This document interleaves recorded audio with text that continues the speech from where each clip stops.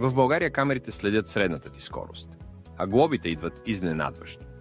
Трудно е да изчислиш средната си скорост сам и често резултатът е излишни глоби и стрес.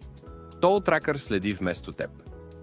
Автоматично разпознава контролирани отсечки, измерва средната ти скорост и ти изпраща навременно предупреждение.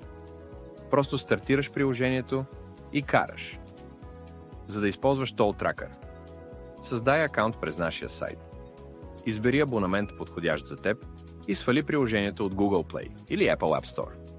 В приложението въведи своя акаунт, разреши използването на локация и показването на нотификации и след това карай на воля.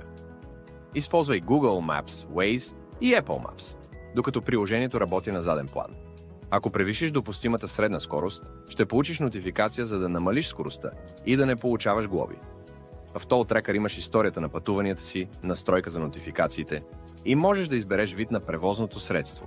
Шофирай по-спокойно. Изтегли Toll Tracker и поеми контрола над пътя.